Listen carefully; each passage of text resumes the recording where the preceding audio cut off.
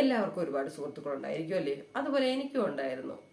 കോളേജിൽ പഠിക്കുമ്പോൾ, സ്കൂളിൽ പഠിക്കുമ്പോൾ, അല്ലാതെയും ഒക്കെ കുറച്ച് വിരളിലെണ്ണാവുന്ന സുഹൃത്തുക്കൾ. അങ്ങനെ ഒരുപാട് സുഹൃത്തുക്കളൊന്നുമില്ല. അങ്ങനെ ഒരുപാട് സുഹൃത്തുക്കൾ ഞാൻ ഉണ്ടാക്കാറില്ല.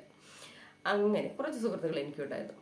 പക്ഷേ കോളേജ് കാലഘട്ടമൊക്കെ കഴിഞ്ഞ് വളരെ വർഷങ്ങൾക്ക് ശേഷം ഞാൻ ഒരു ഗ്രൂപ്പ് വഴി പഴയ സുഹൃത്തുക്കളെ എല്ലാം കണ്ടുമുട്ടി പരിചയപ്പെടുകയും വീണ്ടും കൂട്ടായ്മ അങ്ങനെ 1-2 കൂട്ടായ്മയൊക്കെ നടന്നു. അതിൽ ചില വനിതാ സുഹൃത്തുക്കളാണെങ്കിൽ അസൂയയുടെ അങ്ങേയറ്റം, ചിലവരെ സൈക്കോയും.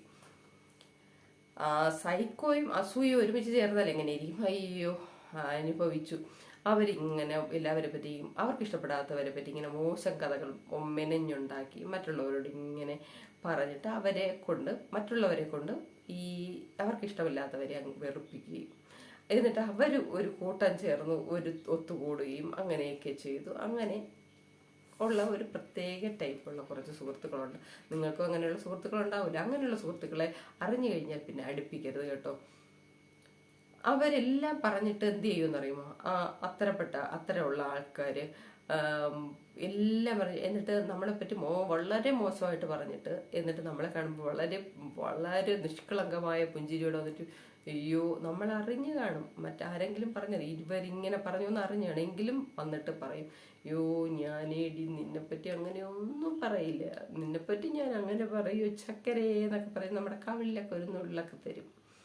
എൻ്റെ പൊന്നോ, എങ്ങനെ സാധിക്കുന്നു ഇതൊക്കെ? അവരോടായിട്ട് എനിക്ക് ചോദിക്കുക, എങ്ങനെ സാധിക്കുന്നു ഇതൊക്കെ? അങ്ങനെയുള്ളവരെ വിശ്വസിച്ചേക്കരുത്. 8ന്റെ പണി 16ന്റെ പണി പുറകെ വരുന്നുണ്ടാവും അടുത്ത്. അപ്പോൾ അങ്ങനെയുള്ളവരോട്, അങ്ങനെ സൈക്കോകളായിട്ട് മറ്റുള്ളവരെ കുറ്റം പറഞ്ഞ് മറ്റുള്ളവരെ കൊണ്ട് വെറുപ്പിക്കുന്നവരോട് എനിക്ക് ചോദിക്കാനൊരു ചോദ്യം: നിങ്ങൾ എന്ത് നേടുന്നു? നിങ്ങൾക്ക് അതിൽ നിന്ന് എന്ത് മനസ്സുഖമാണ് കിട്ടുന്നത്?